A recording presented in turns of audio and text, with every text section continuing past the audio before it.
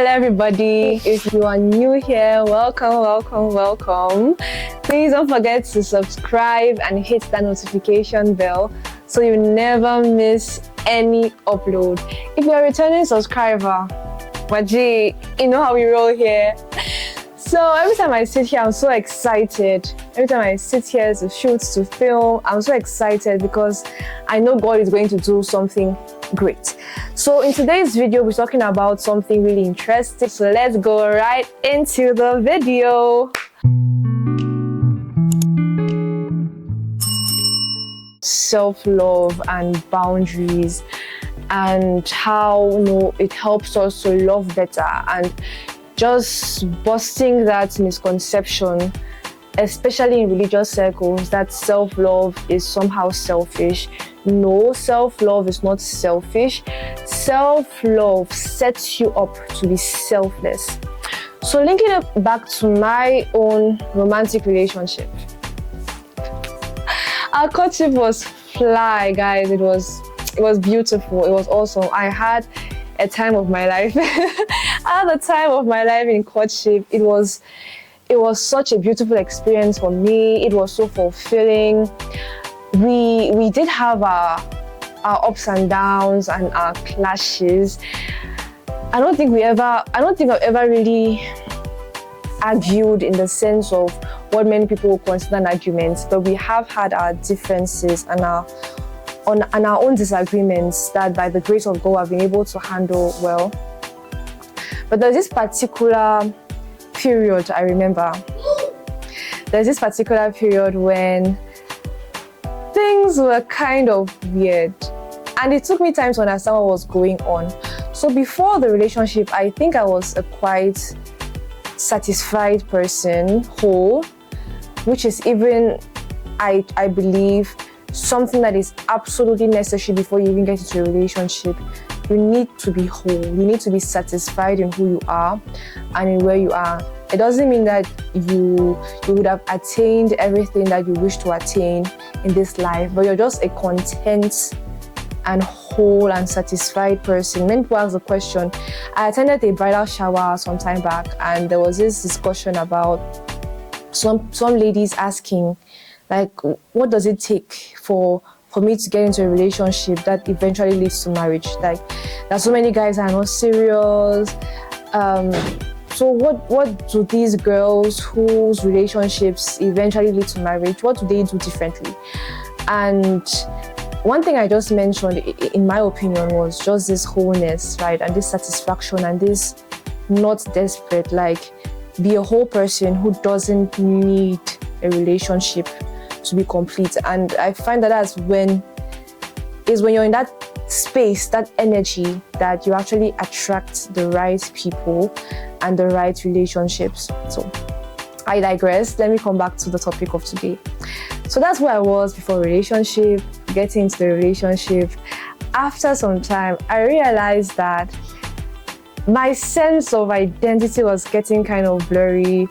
My mood depended a lot on what he had done and what he had not done. It was kind of getting weird because I was getting very moody. I know that girls can be very moody. I feel like it's a general thing in the association of girls. But I was just getting moody, and it was getting frustrating to him. And in as much as he's patient and he's forgiving and he's all this good stuff, right, there was also a natural toll that comes on feeling like what you do is never good enough, and you have to be on your toes, or you have to walk on eggshells around me, because any wrong move and she's going to get all upset and she's going to get all moody and all that. So it got to a point where I was like, you know what, something is wrong. There's something I'm not getting. Can somebody tell me what is this normal? Is it normal that I just create such frustration in him? And he was doing his best to kind of keep up and to kind of do things the way I wanted them to be done. And when he even asked me that was wrong, I'll not be able to say what exactly is wrong. I'm upset, but I can't pinpoint what exactly is wrong. And he'll have to ask me over and over and over and over before I'll be able to come to terms and even figure out a little bit of why I'm actually upset. and it was always his fault, right? I always, you have not done this, or you have done this, or you should have done things this way, or just crazy stuff, guys. So when I actually started bringing this to God, and I was like, God, I don't want this. I don't want this. And I feel like the turning point was even when I think we attended a marriage counseling session, and something around this came up. No, not something around this. It was actually about, the marriage counselor was talking about, don't have this expectation that the person you're marrying is going to change somehow in the future. Like, if this person stays the way they are right now forever, are you going to be satisfied with that? Are you going to be okay with that? And I saw the look on his face, and he was like, we're just talking randomly after that, and he was like, he doesn't know if he's going to be able to cope with this version of me that was so weird. Let's just put it that way. You get what I mean? And you know, he's amazing. Like, he's a deep lover, but I could tell that he was struggling, and he wanted to make me happy, but there's only so much he could do that will make me, or that will keep me satisfied. So seeing how much this was affecting him, I was like, okay, God, I need a solution. I need you to tell me something. Tell me something. And just to bring this back to the whole self-esteem issue, I think that this is something that is very common amongst people who struggle with their self-esteem. Again, this whole blurred sense of identity. And being in a relationship, I was gradually, little by little, placing my identity again in a relationship and in this person, right? And idolizing them, not even idolizing them, like making them the source of my happiness. That's it. Making them the source of my joy. That's another way you identify an idol. That's another way you identify when you're placing your identity in the wrong thing. Are you placing your source of joy in this thing, or in this place, or in this person, or in this circumstance? That's a red flag. Your source of joy should be God, right? Shouldn't be circumstances, shouldn't be people, shouldn't be people's behavior towards you, people's opinions towards you. So if you ever get to a place where you're moving your joy and somebody or something or a certain circumstance has so much power in your life that it is able to strip you of your joy if it doesn't go exactly as planned, or if you're not able to have full control over this particular circumstance, if that is able to strip you of your joy, then you need to come back and you need to have some self-examination and really ask yourself some deep questions.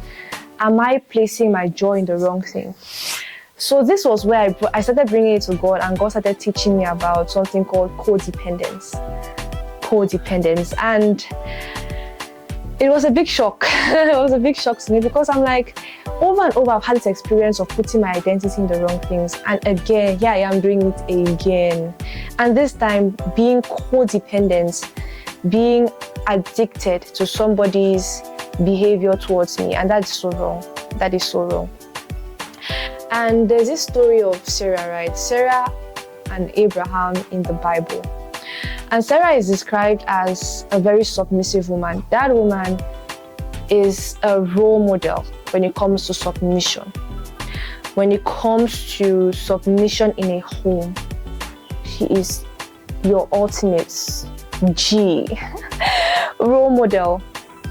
However, there's this story where Abraham asks her to lie that she was his sister, and she went along to the extent that the king saw her and took her in, was about to do the do with her, and and she was, apparently from the way the story is going, there wasn't any intention that she was going to speak up or that she was going to be like, no.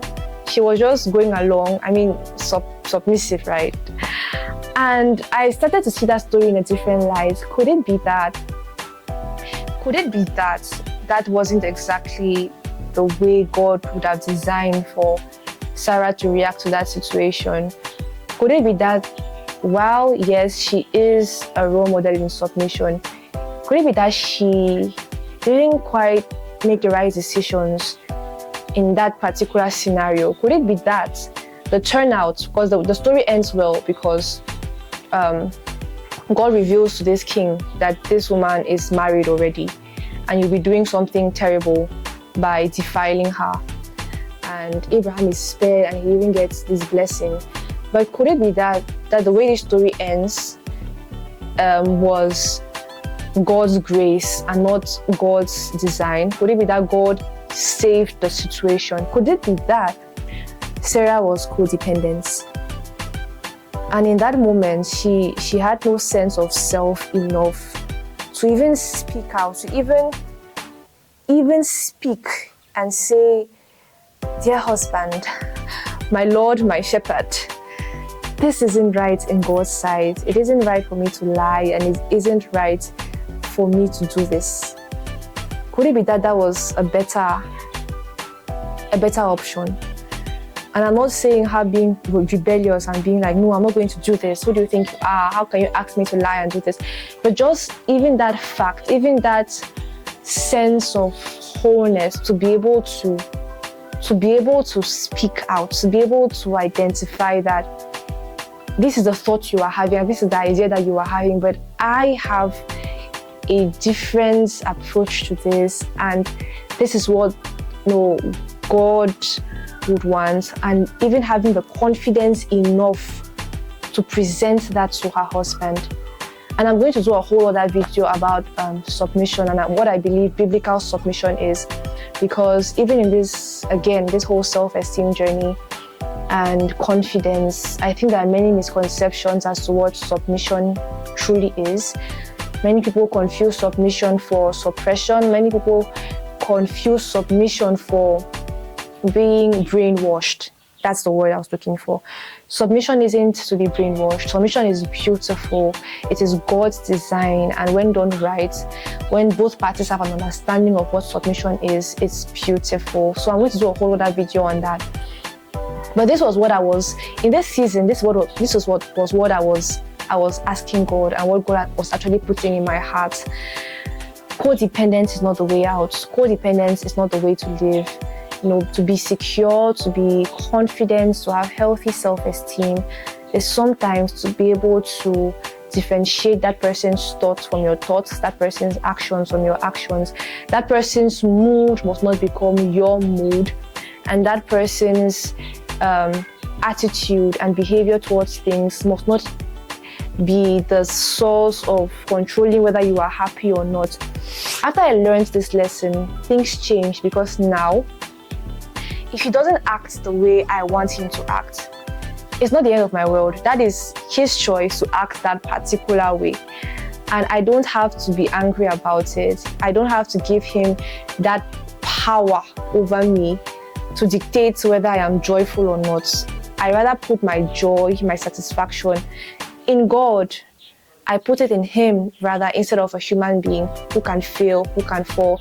Now he has room in the relationship to make mistakes. He has room to mess up. He has room to be who he is in his entirety. And that entirety sometimes includes not being perfect, right? Now he has room to have his thoughts to be goofy, to not be 100%, to not be perfect, right? And it's okay, right? He doesn't have to apologize for being himself. My mood doesn't depend on his mood. In fact, now, if he's in a bad mood, I can retain my good mood and be the one who cheers him up. Before, that wasn't possible, because his bad mood meant my bad mood, because I'll start feeling like, what have I done? Why are you in a bad mood? Is it because of something I did? You're not supposed to be in a bad mood. If you're in a bad mood, then I'm in a bad mood. Crazy, right? Now, I can be the one who actually cheers him up if he's feeling down. And that's so awesome. How cool is that? Let me end this video with something that God placed in my heart. The Holy Spirit started to teach me that marry me before you marry him. That's the Holy Spirit speaking. Marry me before you marry him, okay? I hope this video has helped you. I hope this video has been a blessing in one way or the other. So this was my experience. I would love to hear your own experiences in the comment section. Please don't forget to like this video. It really helps out. It really helps us out. It helps to push out our content and the algorithm. And please subscribe.